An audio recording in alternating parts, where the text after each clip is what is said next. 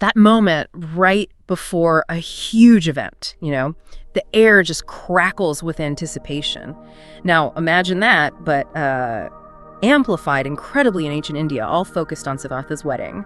The planning, the whispers, the sheer importance of this marriage. It must have been something else. Oh, absolutely. Palpable is the right word. And to really get a feel for that atmosphere, we've been looking at these excerpts from a TV serial.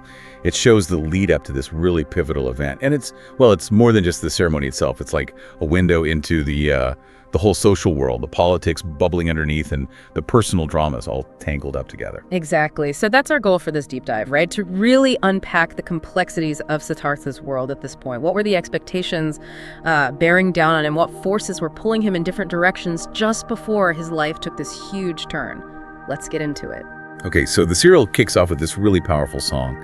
It straight away tells you about Siddhartha's status.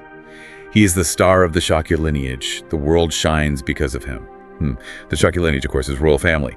So right from the start, there's this huge emphasis on his birth, his destiny, massive expectations. Sets the stage, doesn't it? But then almost immediately you get these little hints that maybe Siddhartha isn't fully immersed in all the wedding excitement. Like that scene where Prajapati, his aunt, sees him checking if his jewelry matches his outfit.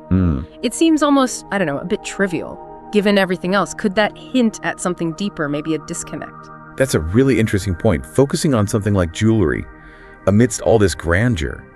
Yeah, it could suggest a kind of detachment. Maybe it's his way of finding a little bit of control when everything feels overwhelming. Or perhaps his mind's already starting to wander elsewhere. And speaking of things maybe not being quite right, there's this mention, almost a throwaway line, about King Suddhodana's other son not being invited. It feels like more than just, oops, we forgot.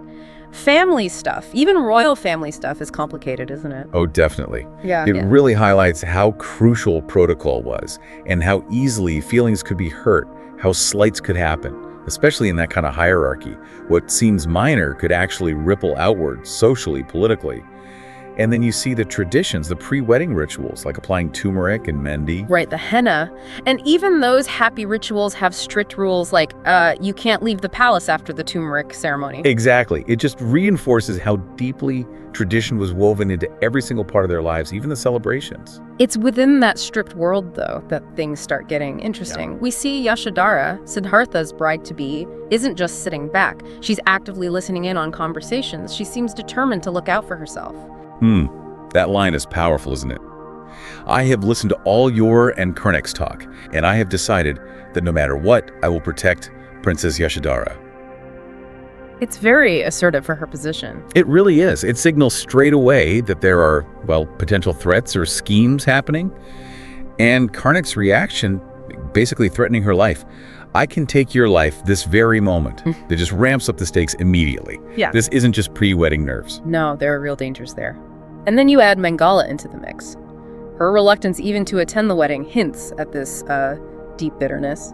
We find out about her past humiliation, how she thought she was going to marry King Suddhodana.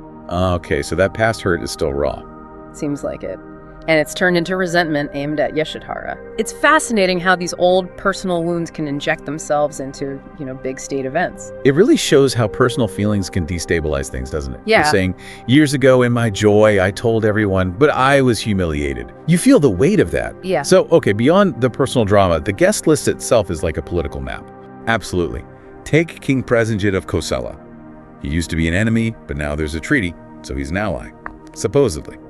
But clearly, some Shakyas aren't happy about it. They're muttering about disrespecting the elders by inviting him. Right, so even within the family, there's division about this alliance. That line, Shakya's enemy Prasenjit, but he has come as a friend, perfectly captures that tension, that uncertainty. Exactly. And then contrast that with King Bimbisara of Magadha. His presence is seen as a huge honor, and the detail about him having previously taught King Prasenjit a lesson, it subtly shows you who holds the real power, or at least who held it recently. It's all about these shifting dynamics. Very subtle power plays. And what about the Vaishali king and Amrapali, the Nagarvadu? There seems to be a lot of buzz around her arrival. Amrapali. Yeah. She's the chief courtesan, Nagarvadu. A figure of, significant influence and renown in her own right, skilled in arts, quite powerful actually. Her being there and the excitement about it tells you something about the society, doesn't it? That influence wasn't just about royal blood. Yeah, it suggests a more complex social structure where people like her could command real respect and wield maybe soft power.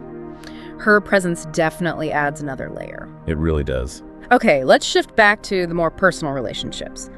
Prajapati, Queen Maya's sister, who raised Siddhartha, her bond with him seems incredibly strong.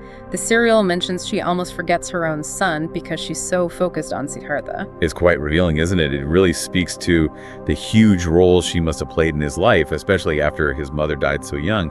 It shows those intense family connections, but also maybe the complex pressures within that household. And then we hear from Nanda, Siddhartha's half-brother. He wants to connect with his mother, Prajapati, but he also seems full of admiration for Yashodhara. He says something like, "Today, all the women of the world bow down before this woman." What does that suggest about his relationship with Siddhartha? Well, it suggests respect, maybe even awe towards his future sister-in-law. It hints at perhaps a generally positive dynamic between the brothers, despite the potential complexities of being half-brothers in that setting. That's good to hear. And then, this moment is quite touching, Siddhartha's cousin, Rajkumar. He confesses he loves Yashodhara too, but he asks for Siddhartha's blessing. Yes, a moment of real personal sacrifice, isn't it? Just peels back another layer, showing the hidden emotions flowing beneath all the ceremony and duty.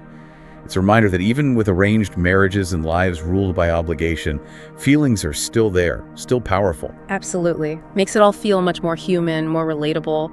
And amidst all this human stuff, there are these symbolic moments too, like the scorpion incident. Ah, yes, that's quite telling.